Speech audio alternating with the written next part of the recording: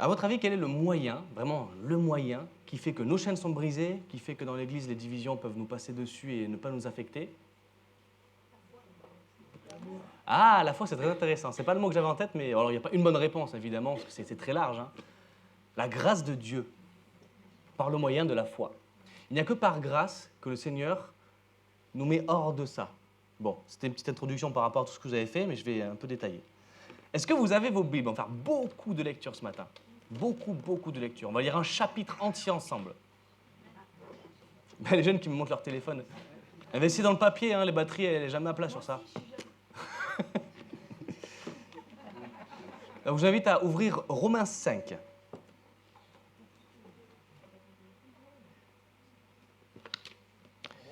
Romains 5. Donc, pour faire court, Romains 5, c'est l'apôtre Paul qui écrit aux Romains. Donc, ce sont des gens qui ne savent pas, qui ne connaissent ni le contexte juif, ni toutes les choses de Dieu. Donc, il arbore un vocabulaire pour vraiment expliquer à ces gens-là, qui sont des païens, ce que c'est les choses de Jésus, voilà, les choses de Dieu, la grâce, la foi, etc. Est-ce que tout le monde est avec moi? Ouais? Tout le monde a Romains 5? Alors, ainsi donc, déclarés justes sur la base de la foi, nous avons la paix avec Dieu par l'intermédiaire de notre Seigneur Jésus-Christ. C'est aussi par son intermédiaire que nous avons accès à la foi, à cette grâce dans laquelle nous tenons ferme et nous plaçons notre fierté dans l'espérance de prendre part à la gloire de Dieu. Je vais lire avec ma version plutôt, parce que je travaille avec celle-là. Donc Romains 5. Étant donc justifiés par la foi, nous avons la paix avec Dieu par notre Seigneur Jésus-Christ, qui nous devons d'avoir eu par la foi accès à cette grâce dans laquelle nous demeurons fermes et nous nous glorifions dans l'espérance de la gloire de Dieu. Bien plus, nous nous glorifions même des afflictions, sachant que l'affliction produit la persévérance, la victoire dans l'épreuve, et cette victoire, l'espérance. Or, l'espérance ne trompe point, parce que l'amour de Dieu est répandu dans nos cœurs par le Saint-Esprit qui nous a été donné. Car lorsque nous étions encore sans force, Christ, autant marqué, est mort pour des impies. À peine mourrait-on pour un juste, quelqu'un peut-être mourrait-il pour un homme de bien. Mais Dieu prouve son amour envers nous en ce que lorsque nous étions encore pécheurs, Christ est mort pour nous. Vous vous rendez compte de ça? Nous, on le lit comme ça dans la Bible, parce qu'il y a plein de versets sur ça.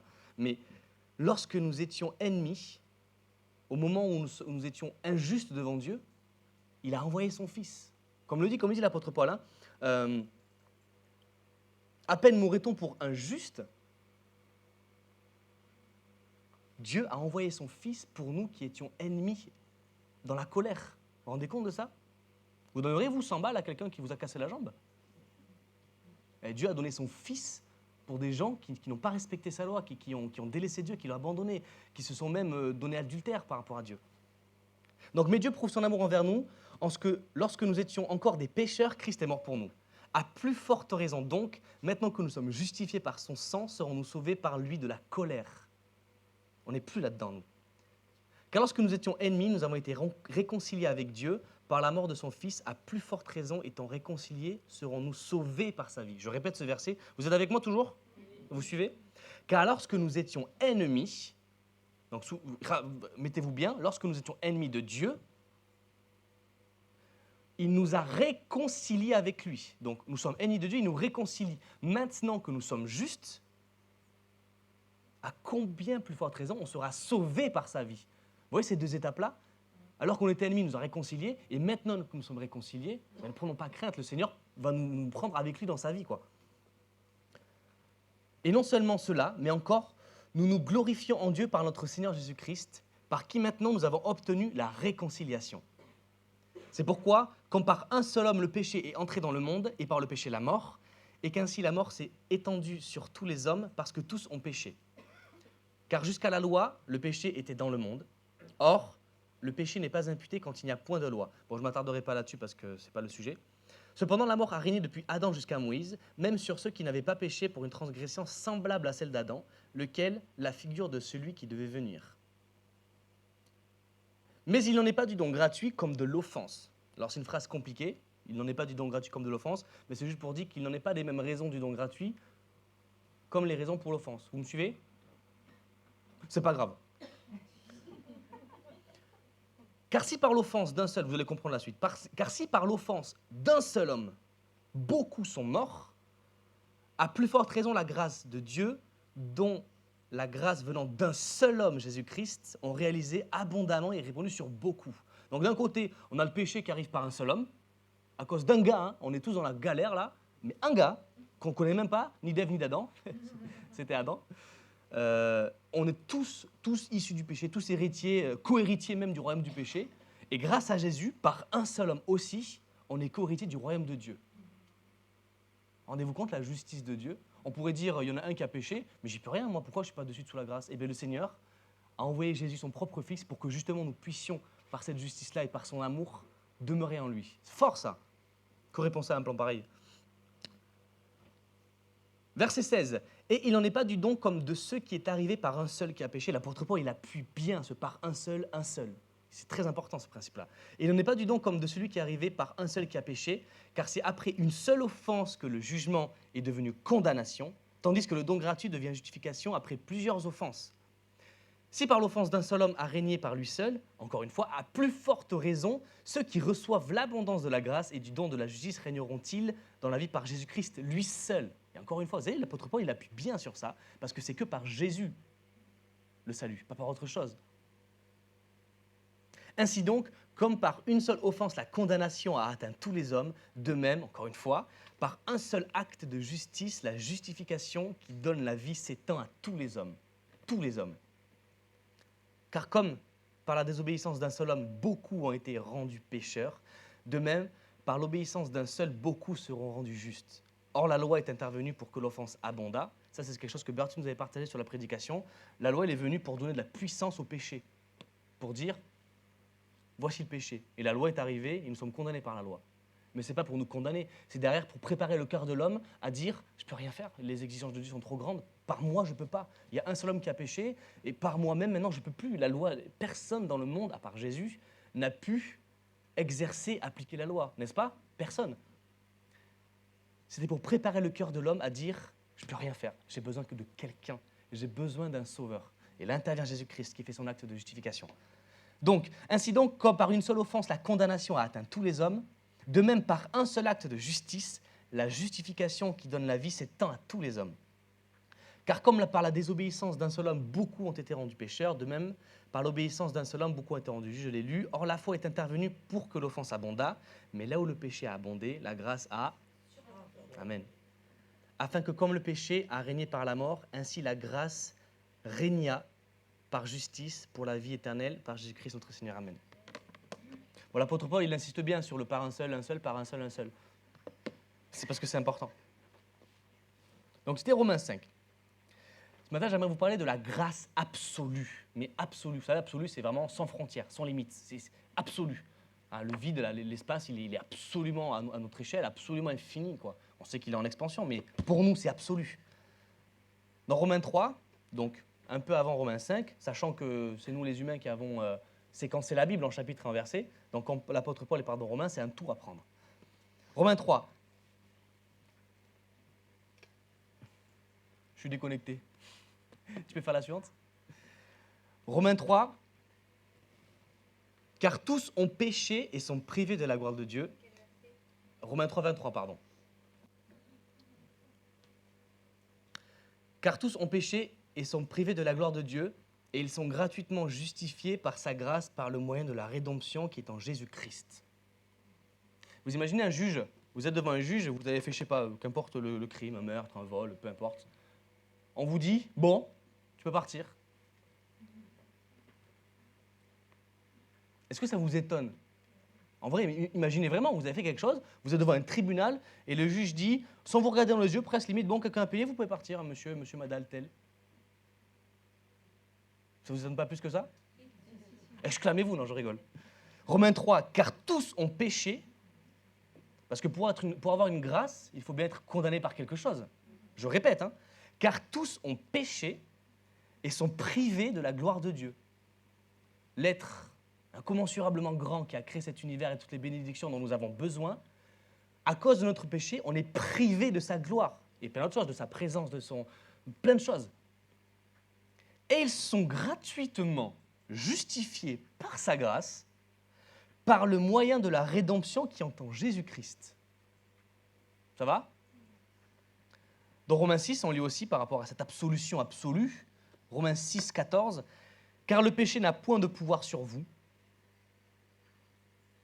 puisque vous êtes non sous la loi, mais sous la grâce. » Donc non seulement on est absous de nos péchés passés, parce que si un juge demain, je suis devant le tribunal et il me dit « c'est bon, vous pouvez partir », si demain je commets quelque chose, je reviens devant le tribunal, on est d'accord? Donc le Seigneur il nous a non seulement absous et pardonné, gracié des péchés présents et futurs et passés, mais aussi futurs, car le péché n'aura plus de pouvoir sur vous.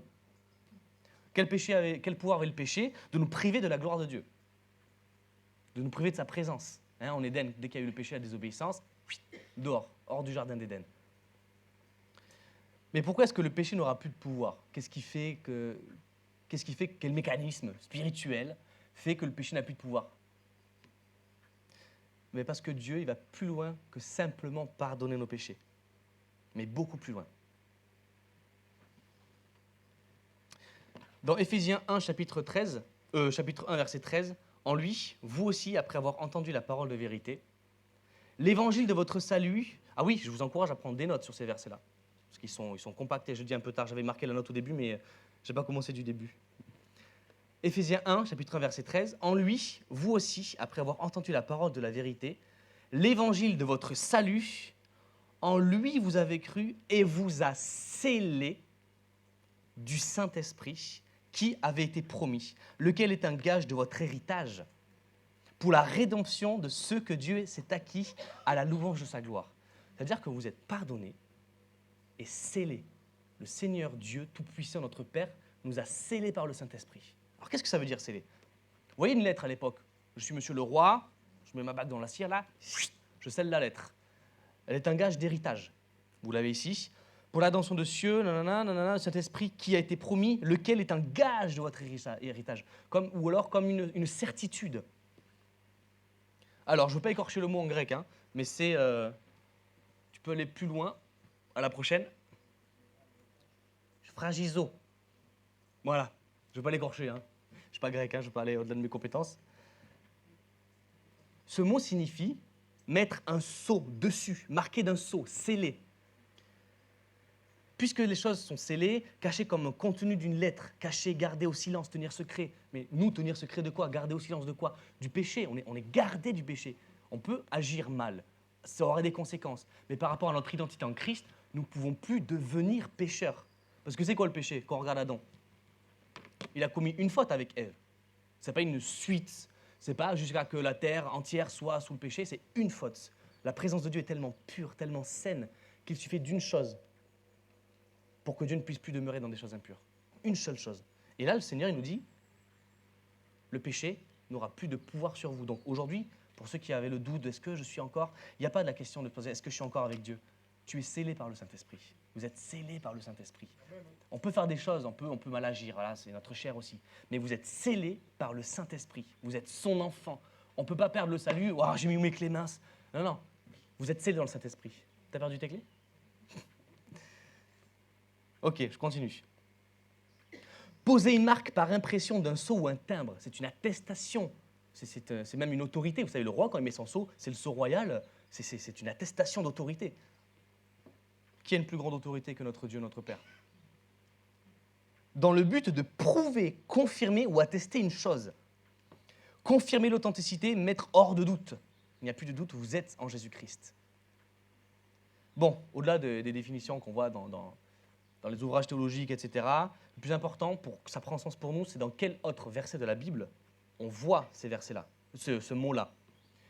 Tu peux aller à la suivante. Ah non, c'est bon, c'est celui-là. Bien vu. Donc dans Matthieu 27, chapitre 66, verset 66, chapitre 27, « Ils s'en allèrent et s'assurèrent du sépulcre au moyen de la garde après avoir scellé la pierre. » Vous savez, Jésus, quand il est mort à la croix, il est parti dans un tombeau qui a été roulé par une pierre. le mot pour dire sceller, c'est exactement le même. Pourquoi est-ce qu'on, dans un tombeau, on met une pierre et qu'on la scelle? Pour que personne n'en sorte ou n'en rentre. Bon, Jésus lui fait ce qu'il veut, il est sorti quand même. Bon, vrai, on va lui enlever ça. Mais c'est dans un but vraiment de conservation. Vous savez, dans une boîte de conserve, on la scelle. Aucune bactérie ne peut rentrer pour contaminer le plat. Les sardines? Ah ben si tu gardes la boîte 25 ans et qu'il y avait 15 ans aussi... Mais rien ne peut contaminer votre esprit. Vous êtes enfant de Dieu. Après, il y aurait d'autres versets, mais bon, je ne veux pas non plus m'attarder là-dessus, ce n'est pas le plus important. J'aimerais vous parler aussi de la démesure absolue de la grâce. Dieu est démesuré. Il est complètement démesuré dans son amour, dans sa grâce, dans ce qu'il nous donne. Dans le verset 15 de notre chapitre 5, là, dans Romains, on lit « Mais il n'en est pas du don gratuit comme de l'offense, car si par l'offense d'un seul, il est beaucoup qui sont morts, à plus forte raison, la grâce de Dieu et la grâce venant d'un seul homme, Jésus-Christ, ont été abondamment répandues sur plusieurs. » Bon, on va dire que le zéro, c'est quelque chose d'équilibre. Voilà. On prend une balance, on met 1 kilo d'un côté, qu'est-ce qui se passe? Ça descend. Qu'est-ce qu'il faut faire pour que la balance soit à l'équilibre? Un poids de combien? Ça revient à l'équilibre. On est à 0. Bon. 10 plus, moins 10 plus 10 10 plus moins 10. Ok. Non, là, on a résolu le manque. On est à 0, on a l'équilibre, voilà. Si je suis pécheur et que je suis privé de la gloire de Dieu, le minimum qui puisse m'arriver, que je puisse espérer, si on a pleinement conscience qu'on est perdu, qu'on n'est plus dans la grâce de Dieu, le mieux qu'on pourrait exiger de Dieu, c'est s'il te plaît, fais en sorte que je sois à 0, que je n'aille pas en enfer. Juste ça, après, je te laisse tranquille. Mais Dieu, dans sa démesure, il n'a pas fait seulement ça. En fait, imaginez que Adam, c'est le moins 10. Voilà, c'est ce qui nous fait passer dans le négatif, dans le péché. Pas toi, Adam, ne regarde pas comme ça. Hein. Il nous faudrait plus 10 pour être à 0. Vous connaissez un peu les chiffres exponentiels? Non? Ça veut dire très, très, très, très beaucoup. Eh bien, Jésus, c'est Adam moins 10, et Jésus plus 10 exposant quelques milliards. On est au-delà de 0, on est dans une grâce, c'est au-delà de 0. Dans Romains 5, 20, c'est le verset qu'on a dit tout à l'heure, mais là où le péché a abondé, la grâce a surabondé. Avec le Seigneur, c'est toujours pareil. C'est au-dessus, au-dessus, toujours au-dessus, toujours au-dessus. C'est jamais juste ce qu'il faut, c'est toujours au-dessus. Tu peux aller à la suivante. L'apôtre Paul, dans 2 Corinthiens 9, il dit que chacun donne comme il a résolu en son cœur, sans tristesse ni contrainte, car Dieu aime celui qui donne avec joie, et Dieu peut vous combler de toutes sortes de grâces. Au-delà. Pas de toutes sortes, pas de vos stricts besoins. Vous aurez à manger ce qu'il faut, vous aurez les 1500 calories par jour, juste. Vous aurez les petits besoins, vous serez heureux comme il faut. Toutes sortes de grâces. Et on peut lire aussi dans Éphésiens 1, « Béni soit Dieu le Père, par notre Seigneur Jésus-Christ, qui nous a bénis de toutes sortes spirituelles. » Toutes sortes spirituelles, il faut bien l'entendre. Hein. C'est toutes sortes, c'est toutes les sortes de bénédictions. Il nous les a bénis, il nous a bénis avec. C'est une grâce démesurée. Et là, on arrive un peu dans le vif du sujet, de ce que je voulais partager. Proximité absolue. À combien de distance êtes-vous de Dieu aujourd'hui? Là, votre sentiment. Vous vous sentez loin, plutôt proche, plutôt complice? Comment? Vous êtes des lumières? On a des lumières, oui, on a des lumières, on part sec. Est-ce que vous vous sentez plutôt loin, plutôt proche? Vous ne répondez pas, mais dans votre tête. Honnêtement, votre sensation là, votre chair, est-ce qu'elle vous dit « Ah, je suis proche de Dieu, j'ai bien prié, je me sens dans mon bon rôle de petit chrétien ». Ou est-ce que vous vous dites « Oh, j'ai pas assez prié cette semaine, je me sens loin de Dieu et je pense qu'il ne me regarde plus là. » Comment? Ah bon? T'es sûr? J'ai des versets qui disent le contraire. Hein? Non, je rigole. Bon, dans le verset 5, « Or l'espérance ne trompe pas, parce que l'amour de Dieu est répandu dans nos cœurs par le Saint-Esprit qui nous a été donné. » Il est où le Saint-Esprit par rapport à vous? Il est en vous. Est-ce qu'on peut être loin de quelque chose qui est en nous? Bon, ça c'est une réalité spirituelle. Ce n'est pas une description charnelle de ce que nous devons ressentir. Il n'est pas à 2 mètres de nous, il est en nous. Et nous sommes en lui. Hein, attention à ça, cette théologie-là de dire Dieu est en nous, Dieu est en nous. Il faut se rappeler que d'abord, c'est nous qui sommes en lui par Jésus-Christ qui est en Dieu. Dieu n'est pas prisonnier de notre corps où on fait ce qu'on veut avec lui. Hein. Nous formons un seul. 1 Corinthiens 6, Mais celui qui s'attache au Seigneur est avec lui 3 esprits. Non, 2. Un seul esprit. Vous voyez un esprit à quoi ça peut ressembler? On voit un petit truc un peu éthéré, un petit vent, un seul. Il y a pas de, c'est pas dissocié, c'est... Voilà. Jean 17. Vous prenez des notes? Vous savez que tous les dimanches, je prends des notes de Berthier de mon père. J'espère que vous en faites autant. Hein. Je les relis, ça m'aide pour mes prédications. Ça peut aider pour les temps de prière. Je vous encourage vraiment à faire ça. Des notes succinctes, pas non plus de faire un cours magistral, mais je vous encourage à prendre des versets qui vous touchent. Ah, je ne savais pas. De prendre et puis de gratter plus loin avec. Je vous encourage vraiment à faire ça. Ça m'aide beaucoup personnellement. Jean 17, verset 21, chapitre 17. Afin que tous soient un. C'est Jésus qui parle, vous savez, à cette prière sacerdotale. Afin, écoutez bien ça, afin que, c'est une réalité spirituelle, c'est ce qui est vrai aujourd'hui, c'est ça la réalité de quelqu'un qui tente Jésus. Afin que tous soient un, comme toi, Père, tu es en moi, c'est Jésus qui parle, et comme je suis en toi, afin qu'eux aussi soient un en nous, pour que le monde croie que tu m'as envoyé. Bon, on refait. Imaginez que je suis Jésus, je sais c'est difficile à imaginer, mais imaginez que je suis Jésus, je dis au Seigneur, afin que tous soient un, comme moi, je suis un en toi, et que eux aussi soient un en nous. Parce que c'est par qui que nous avons la grâce? Par Jésus-Christ. Jésus-Christ, c'est ce qui colmate. C'est le pont, c'est cette colle. J'allais dire une colle indélébile, mais une colle qui ne se décolle pas entre nous et le Père. C'est par Jésus-Christ. J'avais prévu de parler du... Bon, je verrai ça à la fin. Donc nos objectifs spirituels, lire la Bible, prier, exercer la charité, est-ce que c'est des mauvaises choses? Non. Est-ce que c'est des objectifs? Non. C'est une conséquence de notre cœur. Parce que si c'est un objectif, faire ces choses-là, ça veut dire que si on ne les fait pas, on a raté l'objectif, sachant que quand on se fixe des objectifs, nous sommes dans le contrôle. Si ce sont des objectifs et qu'on ne les fait pas parce que manque de temps, parce qu'il y a les enfants, parce que j'ai des cours, parce que nanana... Non, mais je pense à tout le monde, j'ai pas d'enfants. Eh bien, si on rate ces objectifs-là, on se dit « Ah, j'ai raté la cible, je suis pécheur, j'ai péché. » C'est un fruit d'une consécration, ces choses-là. Lire la Bible, c'est parce que j'aime lire la Bible, parce que mon âme a besoin de savourer de la parole de Dieu. Si je prie, c'est parce que mon frère, ma soeur a quelque chose et je sais que je peux prier pour elle, ou pour les âmes, ou pour l'église, ou autre chose. Si je loue tout seul dans ma chambre ou à l'église, c'est parce que j'aime ça, j'ai besoin de ça. C'est le Seigneur qui m'a... Je vis Dieu. Ces objectifs ne doivent pas avoir pour but... Ces choses-là ne doivent pas être des objectifs, et encore moins avoir pour but de se rapprocher de Dieu. Pourquoi? Parce que vous êtes déjà en Dieu. Vous imaginez, c'est comme si vous avez quelqu'un que vous aimiez, là. Vous faites un câlin, je t'aime. Oh, mais j'ai pas fait la vaisselle, tu m'aimes pas. Alors qu'il vous prend dans les bras comme ça, je t'aime, je t'aime. Des fois, on est comme ça avec le Seigneur. Hein, parce que c'est notre chair qui nous rappelle, qui nous accable, parce que tout ce que l'on voit du monde, tout ce que le monde nous témoigne, c'est qu'on n'est pas assez bien. Et c'est vrai, dans notre âme, on n'est pas assez bien. Mais le Seigneur nous a dit, tu es en moi maintenant, c'est terminé, je te déclare saint, je te déclare juste, je te déclare digne de mon amour, parce que tu as accepté Jésus-Christ. Ne laissez jamais votre chair vous dire, ah, je suis proche de Dieu, ou, ah, je ne suis pas proche de Dieu.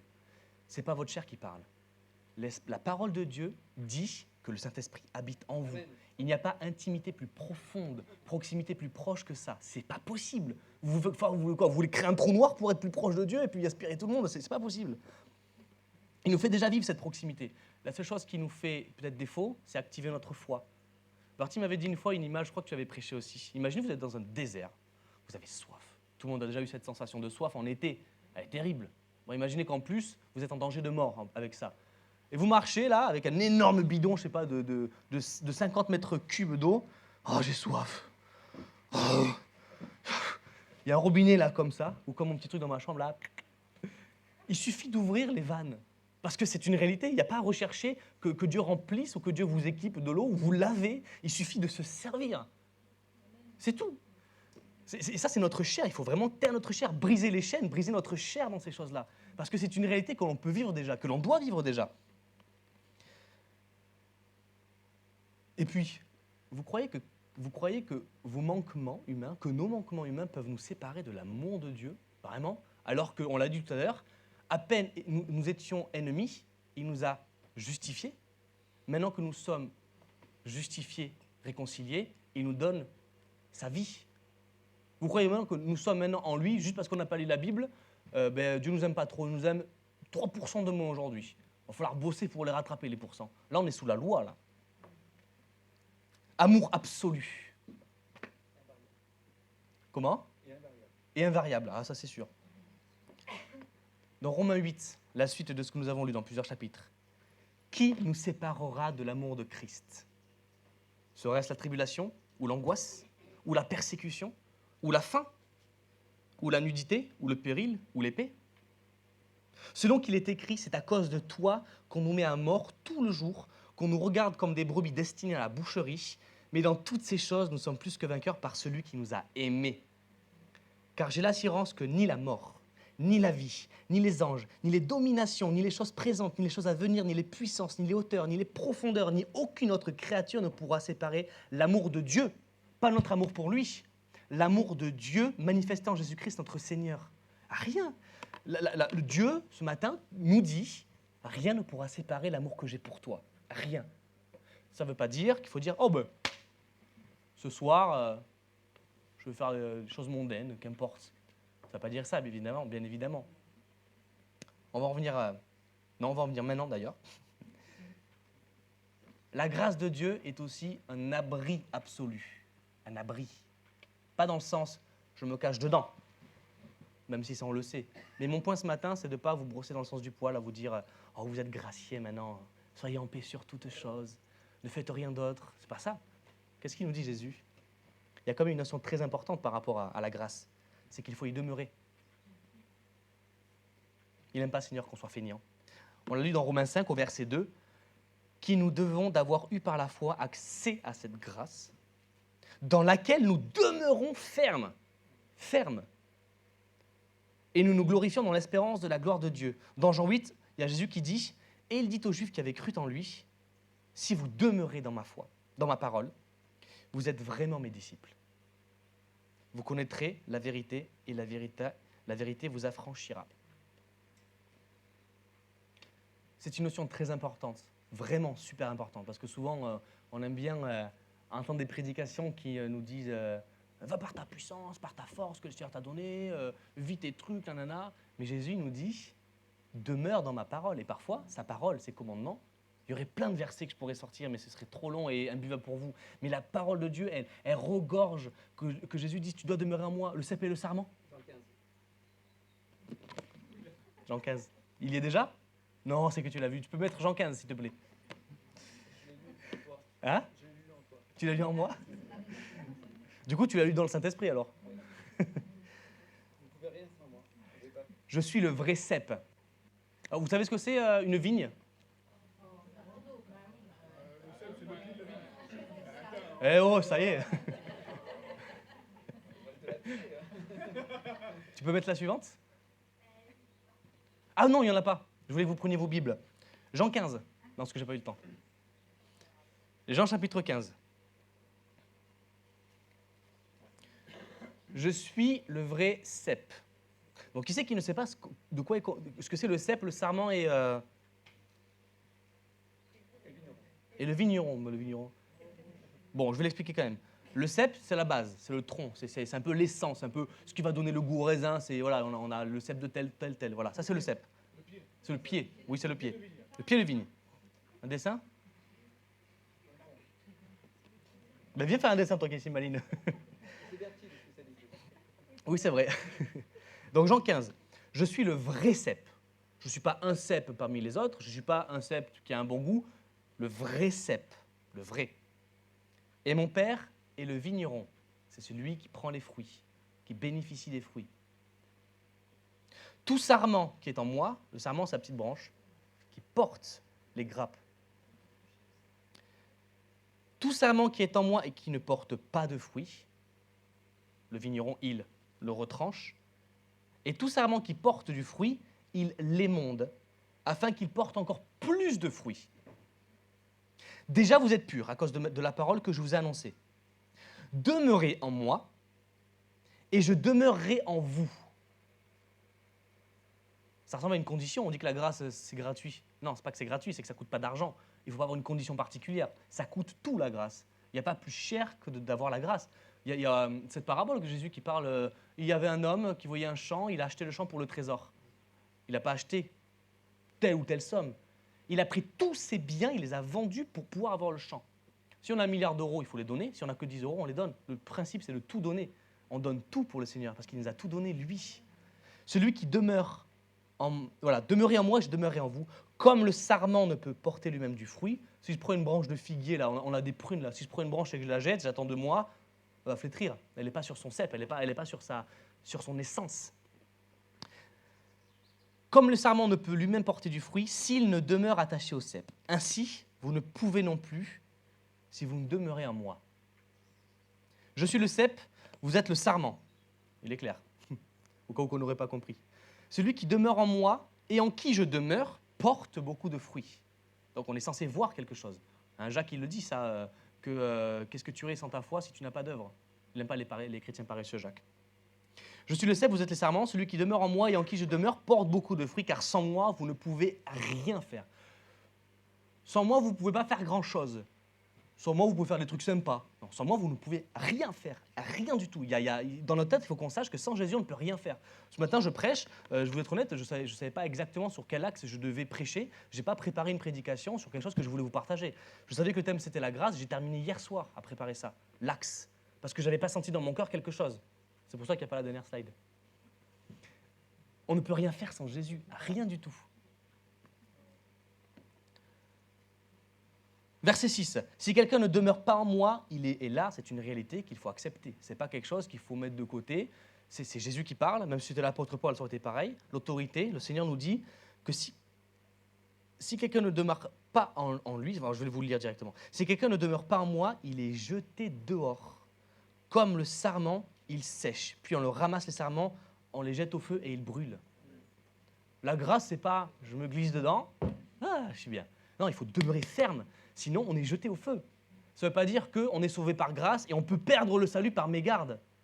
Hein, comme je dis, on ne perd pas le salut comme on perd ses clés. Le salut, on peut le renier. C'est aussi notre liberté de choisir devant le Seigneur. Hein. Mais il faut demeurer ferme. Normalement, de toute façon, si on est sauvé par grâce, on est tellement reconnaissant, on aime tellement le Seigneur que demeurer ferme, c'est un plaisir. Ce n'est pas un but, ce n'est pas un objectif. Peut-être que si c'est un objectif dans notre tête et que c'est trop difficile et qu'on a du mal parce que peut-être qu'on a besoin de se rapprocher du Seigneur pour la vraie première fois.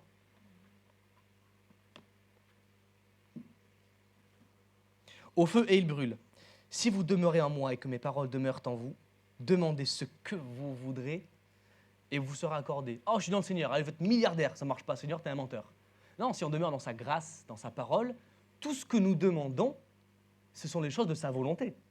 Si je demeure... bon, je peux mettre des exemples, il y en a déjà plein déjà. C'est très simple. Demeurons. Et en plus, il y a un truc magnifique.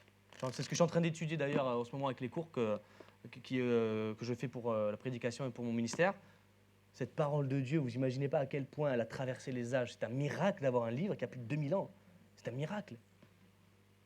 Pas 2000 ans, mais bref. Oui, 500. 2500. 3500. C'est un miracle. Et quand Jésus dit « demeurez en moi », il suffit d'avoir ça ici et de lire pour voir tout ce qu'il dit par rapport à ça. Comment je demeure en Dieu? Je veux, qu'est-ce que... Il y a tout. Et puis en plus, maintenant, vous avez Internet. On a Internet, on a des moyens beaucoup plus simples. Comment?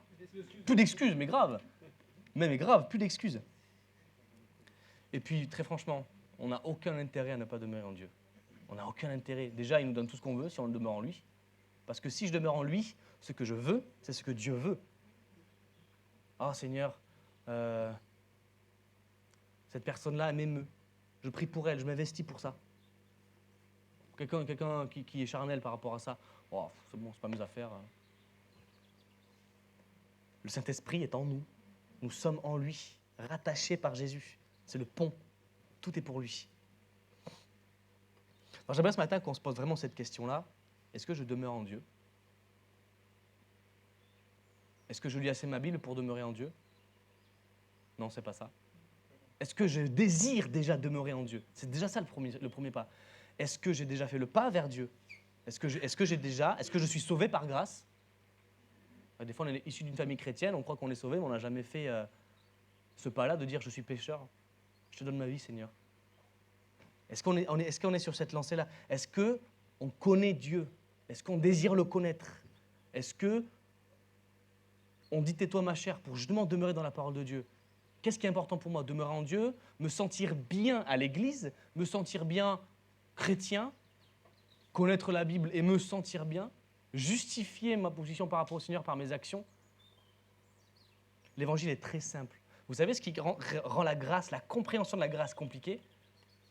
Notre humanité et de ce que le monde nous témoigne. Vous imaginez, Dieu nous aime tellement qu'il nous donne des choses qu'on ne mérite pas. Où est-ce que vous avez vu ce principe dans une entreprise? Où est-ce que vous avez vu ce principe-là dans le monde? Tu ne mérites pas? Oh, je te donne tout. Allez, YOLO. Pour ceux qui ne savent pas, c'est quoi déjà? You one live là. Tu vis qu'une fois, tu n'as qu'une seule vie. Alors lui, je te donne tout. Dans le monde, il n'y a pas ça. Personne ne fonctionne comme ça. Et Dieu, il arrive comme ça, qu'on n'a jamais vu de nos yeux. Oh, je te donne tout.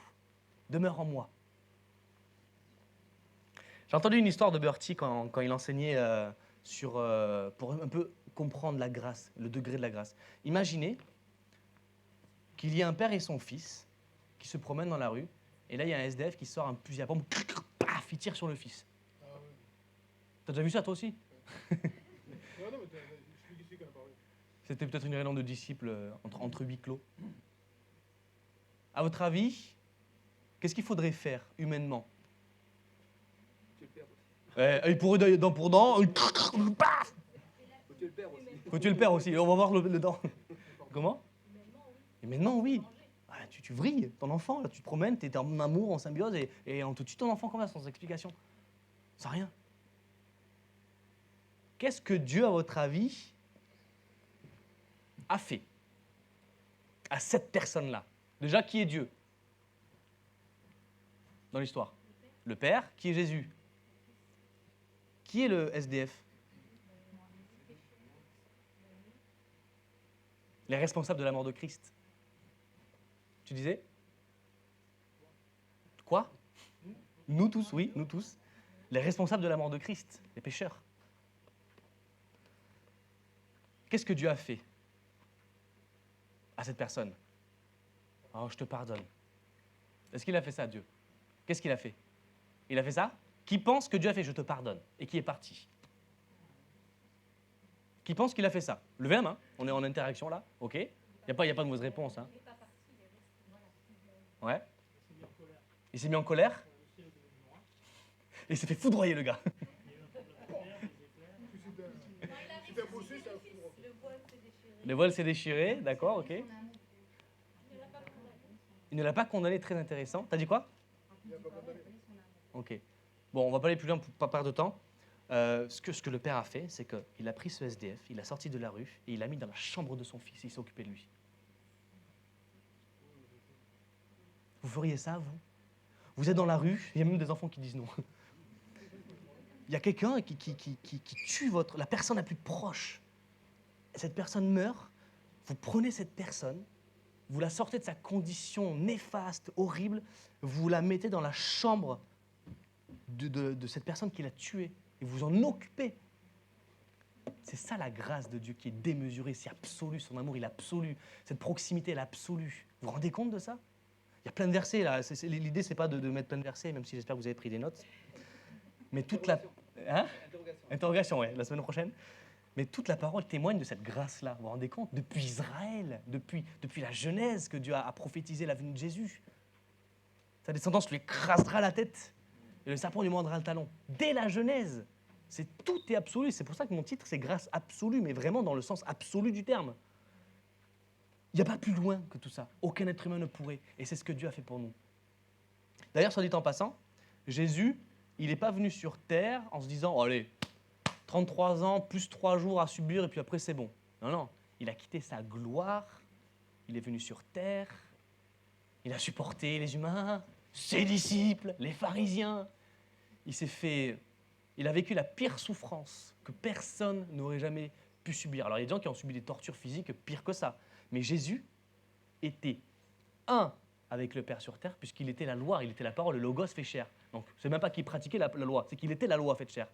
Et il a été séparé, il a senti, il a subi cette séparation avec Dieu. Vous vous rendez compte de ça? Non, on ne peut pas se l'imaginer. Hein. Moi, je vous dis ça, je ne l'imagine pas. Mais quoi de plus terrible? vous rendez compte de ça? Pour nous, et encore aujourd'hui, il n'est pas retourné là, les pieds en éventail au paradis. Je ne dirais pas non plus qu'il est traumatisé par nous, c'est pas le cas. Mais voilà, aujourd'hui, il travaille encore pour nous. Hein. Il n'est pas juste venu 33 ans qui représente 0,3 secondes pour lui au ciel. Il est venu, il travaille encore pour nous. Des fois, nous qui sommes ingrats, alors que nous avons le Saint-Esprit en nous d'ailleurs. Son amour est absolu, mais absolu sur tous les points. Vraiment tous les points. Alors, posons-nous la question ce matin. Est-ce que j'y crois? Est-ce que j'y crois pas? En tout cas, moi, ce que je vous dis, c'est que c'est vrai tout ça. Vous savez pourquoi je crois en Dieu?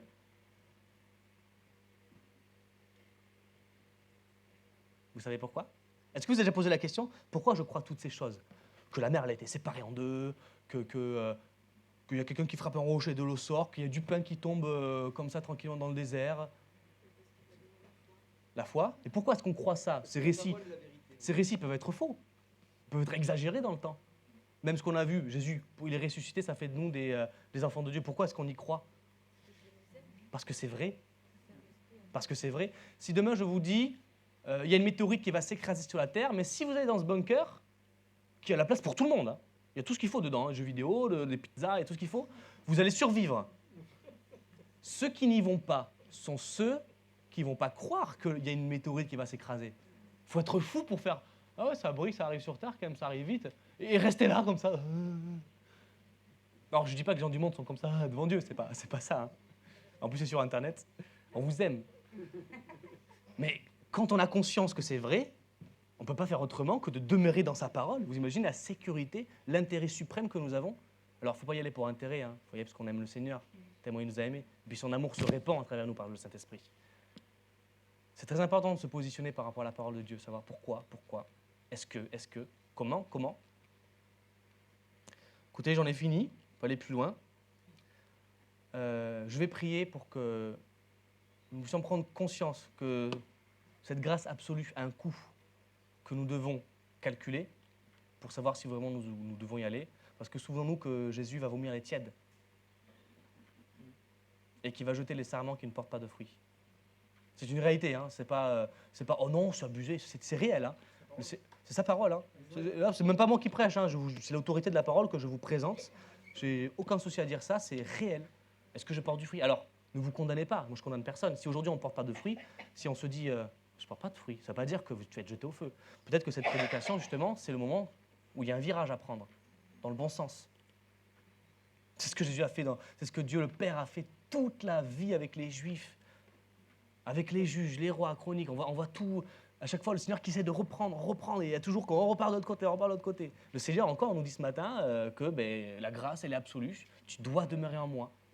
Et encore une fois, je vous assure, je vous promets que si c'est le cas, si c'est ce que nous faisons, on peut être en paix. Mais une paix intense. Voilà, je ne vais pas aller plus loin parce qu'il y aurait beaucoup de choses à dire encore. Seigneur, je te prie pour mes frères et sœurs ce matin, pour chacun d'entre nous qui avons écouté cette parole. Merci pour ta grâce. Merci pour ton amour absolu, pour cette proximité absolue, Seigneur, que tu nous fais vivre avec toi. Seigneur, ce matin, nous voulons faire taire notre chair qui nous dit « t'es pas assez bien ». Ou les gens du monde qui peuvent nous dire « t'es pas assez bien ». Ou des amis chrétiens qui peuvent nous dire « t'es pas assez bien ». La parole que tu nous as donnée nous dit que nous sommes en toi, nous sommes pardonnés, tu nous aimes et rien ne peut nous séparer de l'amour que tu as pour nous, Seigneur Jésus. Donc, Seigneur, ce matin, je proclame que nous allons rentrer, cette Église, dans ce processus-là, que nous vivons ce que tu nous as déjà donné, Seigneur. Et que nous ne quémandions pas les choses que tu nous as déjà données, mais, Seigneur, que tu nous illumines sur les choses que tu nous as déjà données pour que nous puissions les vivre.